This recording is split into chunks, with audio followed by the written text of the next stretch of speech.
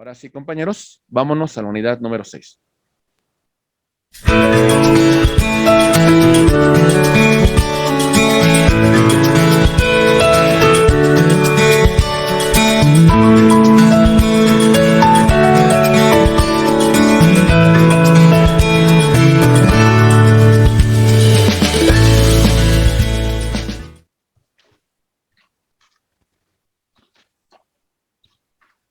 Muy bien.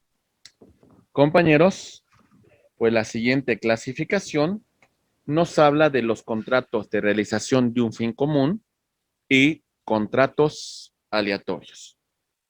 Estamos revisando todos los contratos que se encuentran en su libro del registro del Código Civil, ¿eh? Si son de la Ciudad de México, ahí están todos. Si son del Estado de México, están todos. Y prácticamente estamos revisando en un 98% todos los que se regulan en todas las entidades federativas. ¿Vale? ¿Vamos bien, compañeros?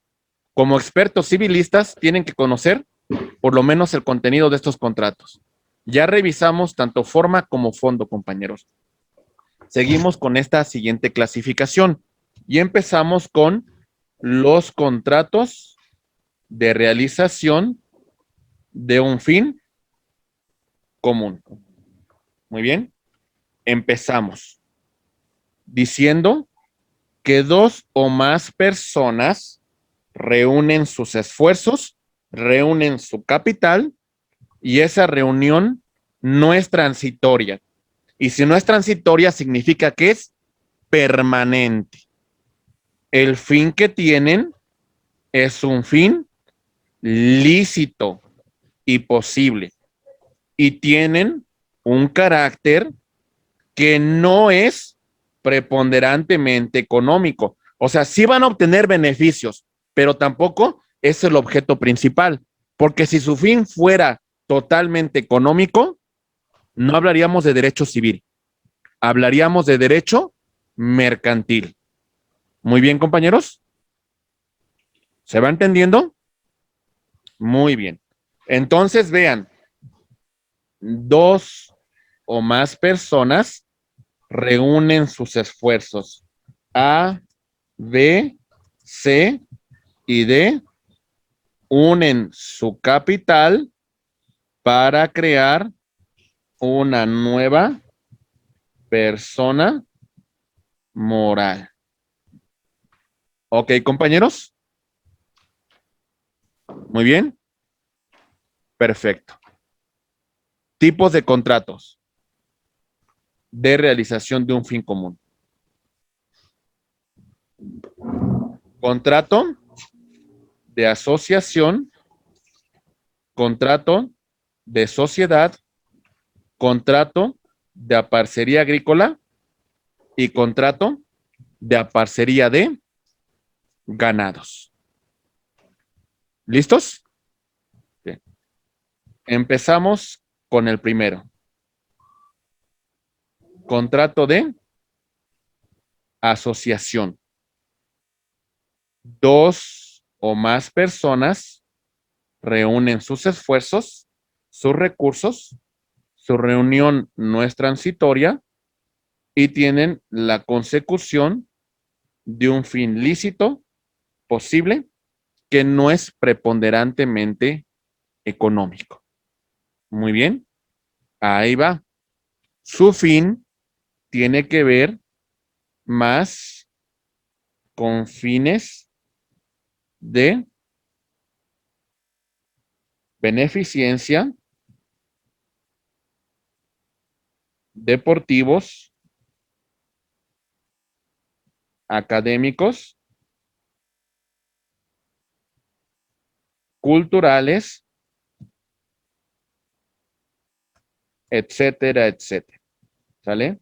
Pero bueno, son fines más enfocados al altruismo, a la ayuda con terceros. ¿Se va entendiendo, compañeros? Ok.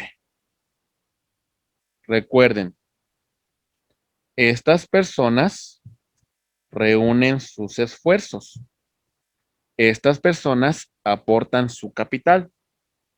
A aporta 25,000 pesos. lo mismo que B, lo mismo que C, lo mismo que D. La suma de todas sus aportaciones nos da un total de 100,000 pesos. Esto va a ser el capital con la cual van a ser la nueva persona moral. Y esta persona moral es una persona completamente distinta a estas 4 personas. ¿Se entiende? Esta persona moral, una vez constituida e inscrito en el registro público de personas morales, va a tener derechos y a su vez también obligaciones. Constituyen las personas morales que van a terminar con las siglas Asociación Civil. ¿Está claro, compañeros? Muy bien. Clasificación de este contrato. Bueno, ahorita les menciono. Es un contrato bilateral o inclusive me atrevería a decir que en algunos casos plurilateral, porque pueden intervenir más de 2 partes. Es oneroso porque hay derechos y gravámenes que son recíprocos para todos los asociados. ¿Se entiende, compañeros? Es conmutativo porque desde el momento que lo estamos celebrando, sabemos cuáles son nuestros derechos y nuestras obligaciones. ¿Se entiende? Siempre tiene que ser formal. Siempre. No hay de otra, compañeros. Siempre va a ser formal. ¿Y esto qué significa? Que tenemos que hacerlo en escritura pública. ¿Sale? Ante un notario público, ¿sale? Cumplir con los requisitos que nos dé el notario e inscribirlo en el registro público de personas morales. Si no cumplimos con esta formalidad, esta persona moral no está legalmente constituida. Tenemos que cumplir con los requisitos. Por eso tiene que ser formal, compañeros, siempre en instrumento público. ¿Se entiende? Ok. Es de tracto sucesivo porque sus efectos se prolongan todo el tiempo que dure la asociación civil. Y es intuitu personae porque todavía a mí me interesa la calidad de mis asociados. Joaquín, Víctor Hugo, Alma, Ángela, todos, ¿por qué están formando parte de esta asociación civil? Me interesa de dónde vienen sus recursos, ¿eh? O sea, por eso es importante hablar de que son intuitu personae, porque todavía me interesa quién es la persona. Son contratos de organización, porque ese es el objeto, la creación de una nueva persona jurídica, una persona moral. Y son nominativos. Así se encuentran regulados en la legislación civil. ¿Se va entendiendo, compañeros? ¿Vamos bien? Ok. Siguiente contrato. Contrato de sociedad.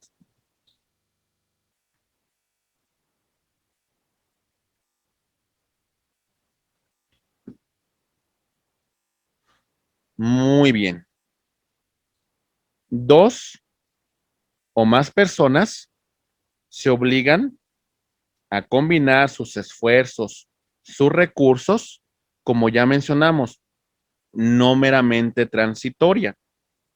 Su fin es con un fin común, un fin lícito, un fin posible, su carácter preponderantemente es económico, a diferencia de la asociación civil, pero esto no constituye una especulación comercial. Sí me interesa ganar una lana, pero no es el fin bajo el cual me constituyo. SC. Terminan con las siglas SC. ¿Sale? Sociedad Civil. Aquí tenemos a A, a B, a C y a D, que unen sus esfuerzos para crear esta persona moral, ¿vale? Que tiene por objeto obtener ciertos recursos, aunque no es su fin prioritario, pero claro que sí van a obtener estos recursos. Muy bien. Además de que tiene que celebrarse un acta constitutiva ante un notario, hay que inscribirlo en el registro público de personas morales. La diferencia con la AC es de que estos sí persiguen un fin económico, aunque tampoco genera un tema de especulación comercial. ¿Se entiende, compañeros? Muy bien. Algunas características de este tipo de sociedades civiles son las siguientes. Son un contrato principal. ¿Ok? No dependen de ningún otro contrato preliminar. Son contratos bilaterales y, como les dije hace un rato, plurilaterales. ¿Sale? Porque se van a conformar de varias personas que unen sus esfuerzos para constituir esta persona moral. Es oneroso porque los derechos y los gravámenes son recíprocos para todas las partes. Es conmutativo porque, compañeros, mucha atención. Las partes conocemos nuestras prestaciones, nuestras obligaciones, nuestros derechos desde que se celebra el contrato de sociedad. Es de tracto sucesivo porque sus efectos se prolongan en todo el transcurso que dura la sociedad. Es intuitu personae porque todavía me interesa la calidad de las personas que se encuentran ahí en mi sociedad. El objeto de estos contratos es crear una nueva persona jurídica y es nominativo porque se encuentra regulado en el Código Civil. Omití un punto que agréguenlo, por favor, compañeros. Es formal porque para su constitución debe de cubrir con los requisitos que marca la ley de hacerse en escritura pública y de inscribirse en el registro público de personas morales. ¿Me van entendiendo, compañeros? ¿Vamos bien? Ok. Siguiente contrato, compañeros. Vamos a hablar de la parcería agrícola.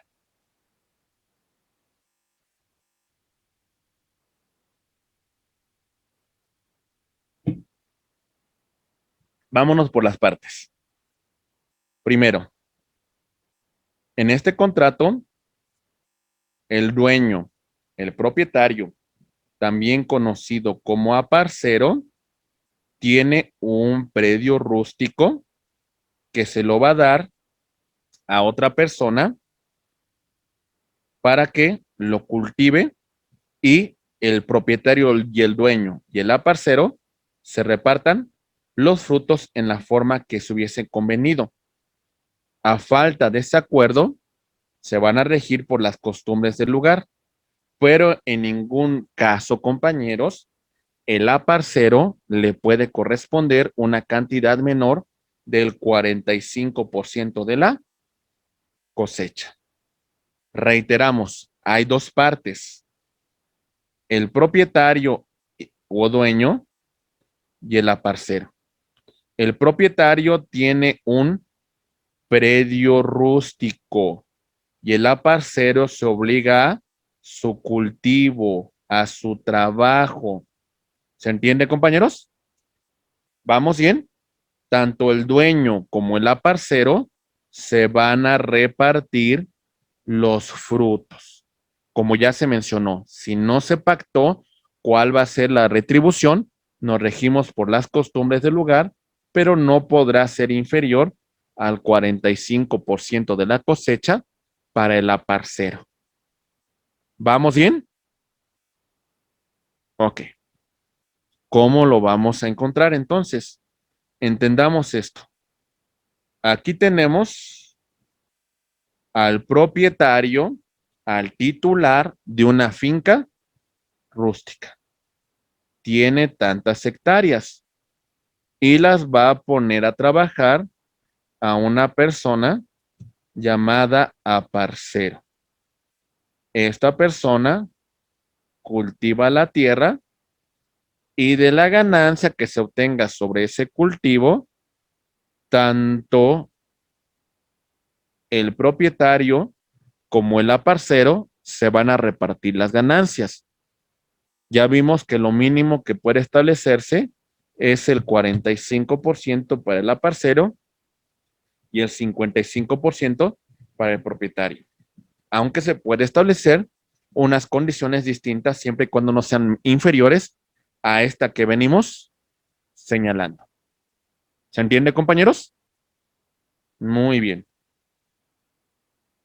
Clasificación de este contrato. Principal. No depende de la existencia de ningún otro. Bilateral. Acuerdo entre el propietario y el aparcero. Oneroso. Derechos y obligaciones que son recíprocos para las partes. ¿Se entiende, compañeros? Aleatorio. Porque que se dé la cosecha o no es un acontecimiento futuro que es incierto. Porque a veces, pues muchas veces no se da el cultivo, no se da la cantidad, no se da la calidad que se esperaba. Y eso va a disminuir un poco en el tema de la ganancia económica o inclusive la pérdida económica para las partes. ¿Se entiende, compañeros? ¿Vamos bien? Ok. Es formal porque yo les recomiendo. Aquí sí necesita hacerse por escrito, principalmente para proteger los derechos del aparcero. ¿Ok? Es de tracto sucesivo porque los efectos de este contrato se van a prolongar todo el tiempo que dure el tema del trabajo que realiza el aparcero hasta la venta del producto. ¿Se entiende? Es intuito personae porque al propietario, porque al dueño del predio le interesa la calidad del aparcero, le interesa que sea una persona trabajadora, le interesa que sea una persona de campo, le interesa que sea una persona que sepa de cultivo. ¿Está claro, compañeros? Y bueno, es un contrato nominativo porque así se encuentra regulado dentro de la legislación civil. ¿Dudas? ¿Comentarios? ¿Sí queda claro el contrato? Muy bien. Siguiente contrato. Ya son un montón de contratos que hemos visto, compañeros, ¿eh? Espero que los vayan entendiendo. Siguiente. Contrato de aparcería de ganado. Una persona que vamos a llamar como propietario o dueño de los animales entrega a otra cierto número de animales. A esta otra persona le vamos a llamar, como dijimos con antelación, aparcero o también como cuidador, para que cuide los animales, los alimente y de la reproducción, del cuidado de estos animales, pues las partes pueden repartirse los frutos en la proporción que ambas partes convengan, siguiendo un poquito las formalidades del contrato de parcería agrícola. ¿Vamos bien? Ok. Reiteremos. A es el propietario. Tiene determinados número de animales.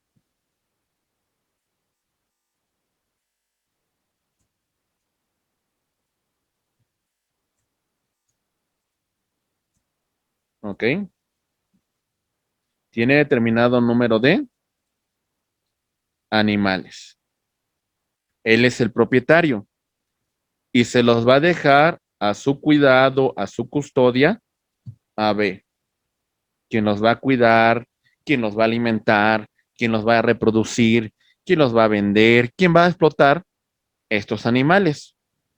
De la venta, de la reproducción, se van a repartir las ganancias, tanto el propietario, el dueño, como la persona llamada parcero, cuidador, en las condiciones que se fijen dentro de este contrato. ¿Se entiende, compañeros? Sobre todo, tienen más importancia en las zonas agrícolas. Este contrato tiene la siguiente clasificación. Es un contrato principal. Está muy claro por qué, ¿verdad? Es un contrato bilateral. Hay un acuerdo entre quién, entre el propietario o el dueño y el aparcero o cuidador. Es un contrato oneroso porque hay derechos y gravámenes que son recíprocos. ¿Por qué es aleatorio? ¿Quién me lo puede explicar, compañeros? De todo lo que hemos visto, ¿por qué sería un contrato aleatorio? Porque no sabemos el número de las crías que pueden tener los animales. Sí, no sabemos el número de las crías, la posibilidad de que los animales se enfermen, la posibilidad de que pues no reproduzcan, por ejemplo, si son vacas lecheras, que no reproduzcan la cantidad de leche que a lo mejor esperábamos, ¿no? Se encuentra bajo un acontecimiento futuro e incierto, como nos dice Ángela. Es formal porque tenemos que hacerlo por escrito, compañeros. De preferencia, por supuesto, para que no causemos perjuicio a la parcera o al cuidador. Es de tracto sucesivo porque los efectos se van a prolongar en todo el tiempo que dure el cuidado de los animales, su crianza, su manutención. Y son nominados porque así se encuentran regulados en la legislación civil. ¿Se entiende, compañeros? ¿Vamos bien? Ok. Siguiente y penúltima clasificación, antes que lleguemos a la conclusión final, compañeros. Y vamos a ver rápidamente. Contratos aleatorios.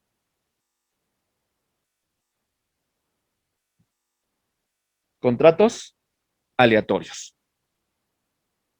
Es un convenio recíproco cuyos beneficios, cuyas pérdidas se sujetan a un acontecimiento futuro e incierto. ¿Se entiende, compañeros? Entonces, no depende de ellos, sino depende, pues, de un acontecimiento que está fuera de sus manos. ¿Está claro? Muy bien. Algunos contratos bajo esta clasificación son los siguientes.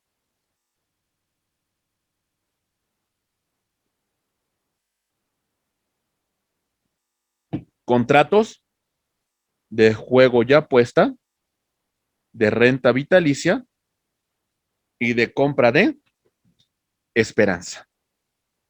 Vamos a empezar con el de juego y apuesta. Claro, sobre empresas legalmente constituidas para esto, los casinos, las casas de apuesta. Lo que no sea legalmente constituido, se entiende que no se encuentra regulado por el derecho. Muy bien, empezamos. El beneficio, la pérdida, depende de qué. De que se dé el resultado favorable o el resultado que se espera que ocurra. ¿Sale? Entre esto, compañeros, pues tiene un fin de lucro, un fin de distracción, un fin de ganancia. De alguna manera son fines más lúdicos. ¿Se entiende? Voy a explicarlo. Aquí tenemos una de las partes. La casa de apuesta, el casino, el centro de juego. Y tenemos a otra persona que vamos a llamar cliente, que vamos a llamar apostador. Muy bien. Para que surja un beneficio para este cliente, para este apostador, tiene que darse la circunstancia que requiere el juego para que pueda recibir un beneficio. Si se da esa circunstancia, entonces la casa de apuesta está obligado a pagar dicho premio. ¿Se entiende? Y si no se da esa circunstancia, pues los beneficios van a ser, como en el 98% de los casos, para la casa de apuestas. ¿Se entiende, compañeros? ¿Vamos bien? Claro, hablamos de cosas lícitas. Si estamos en una cantina jugando con los cuates, pues bueno, ahí seguimos la ley del Taur, ¿verdad? Las reglas de juego son las reglas. ¿Cómo se llaman? Las deudas de juego son deudas de honor.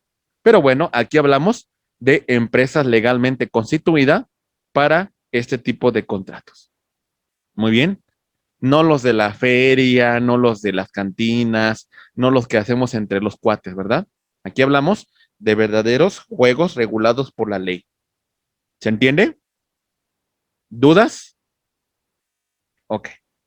Muy bien. Compañeros, pues bueno, decimos, es un contrato principal. No depende de ningún otro para que exista. Es un contrato bilateral. El acuerdo entre la empresa, entre la casa de apuestas y el cliente, el apostador. ¿Sale? Muy bien. Es un contrato que es oneroso porque hasta cierto punto las partes conocen sus derechos y hay derechos y gravámenes que son recíprocos, pero que se encuentran sujetos a una cuestión, a un acontecimiento futuro e incierto. ¿Se entiende? Basta con el consentimiento de las partes para que exista este contrato. Ni modo que cuando queramos jugar un juego nos pidan que firmemos un contrato por escrito, ¿verdad? Y es un contrato nominativo porque así se encuentra regulado dentro de la propia legislación civil. ¿Vamos bien? Ok. Siguiente contrato, compañeros. Atención, mucha atención, por favor. Seguimos con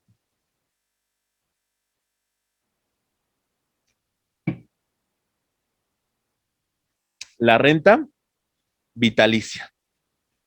¿Ok? Contrato aleatorio. Una persona llamada deudor se obliga al pago periódico a otra persona llamada acreedor. Esta prestación vamos a llamarla con el nombre de pensión. Consiste en dinero o la entrega de determinados bienes fungibles, como puede ser una despensa, alimentos, etcétera, etcétera. ¿Vamos bien, compañeros? La vida de esta prestación depende de la vida del propio acreedor, la vida física del acreedor. Muy bien. Ok. Al final, cuando se apague la vida del acreedor, muy bien, se le va a entregar el dominio de una cosa. ¿Está claro, compañeros? Déjenme explico con un ejemplo.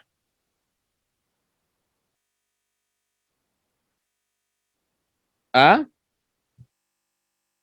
tiene en renta vitalicia un departamento. Este departamento es de B. Es una renta vitalicia porque A, como deudor,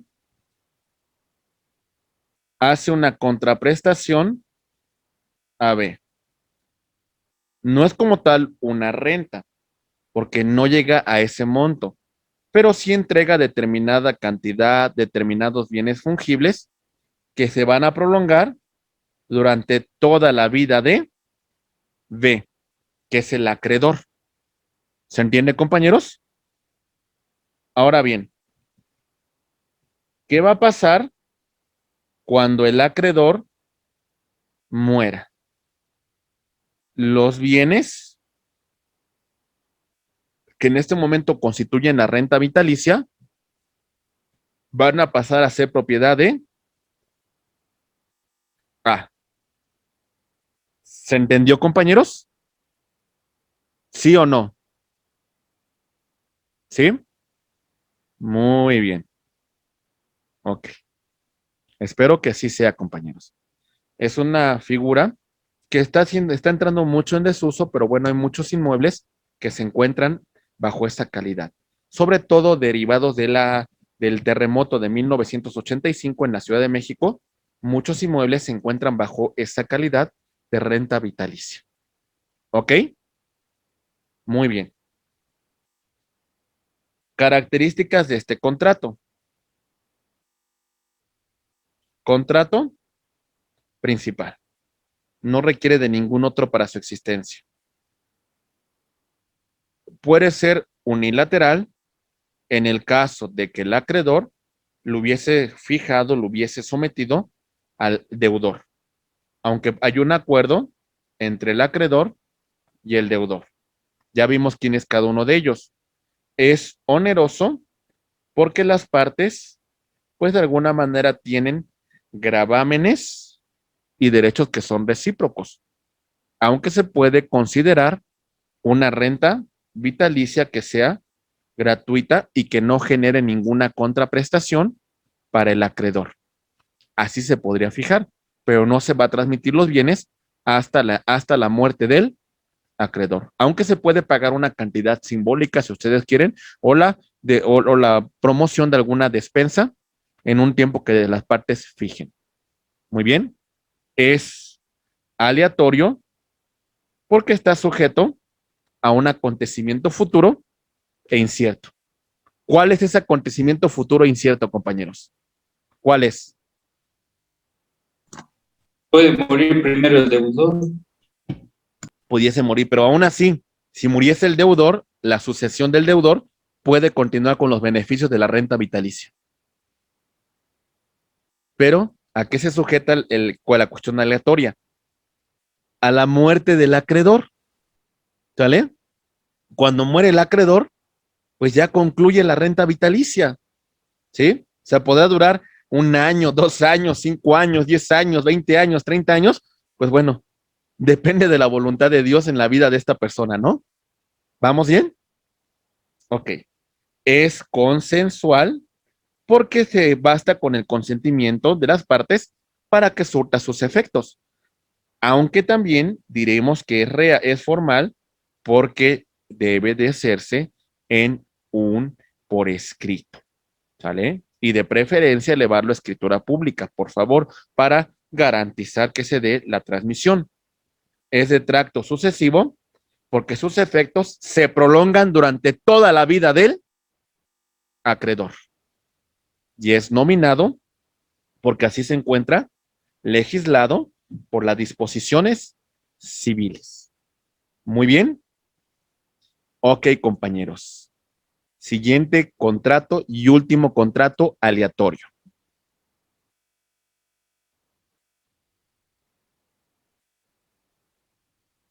Compraventa de esperanza. Bien. El objeto es adquirir una determinada cosa y los frutos naturales que ésta produzca, estableciendo un tiempo. El comprador toma para sí el riesgo de que los frutos puedan no llegar a existir. ¿Se entiende, compañeros? Hablamos de frutos naturales. Aquí va el ejemplo. A tiene un determinado campo de cultivo de agaves, como habíamos mencionado con antelación. A es el propietario. B, quien es el comprador de Esperanza, adquiere todos estos bienes. ¿Vale? Vamos bien, los va a adquirir todos. Se establece que para que dicho cultivo se dé, tienen que transcurrir 8 años. En esos 8 años, puede ser que no se dé la producción de agave, que por algún desastre natural, pues se pierde esa producción o algo ocurre, alguna emergencia sanitaria, alguna pandemia, algo, pues que de alguna manera dé como consecuencia la no producción de dichos frutos naturales. ¿Quién va a asumir los riesgos, compañeros, de que esto no se dé? El comprador de Esperanza. ¿Vamos bien? Muchas empresas tequileras que no tienen sus propios agaves, pues hacen esta compra de Esperanza. Compran hectáreas de agave azul esperando que la producción se dé. Y si no se llegara a dar, pues bueno, lamentablemente, pues van a perder lo que invirtieron. ¿Está claro, compañeros? Ok. Principales características de este contrato. Decimos que son contratos aleatorios, ¿vale? Sujetos a un acontecimiento futuro e incierto y son nominados porque así se encuentran regulados por la norma. Esas son sus principales características. Muy bien. Ok. Mi estimado licenciado Omar Elisea, vamos a hacer...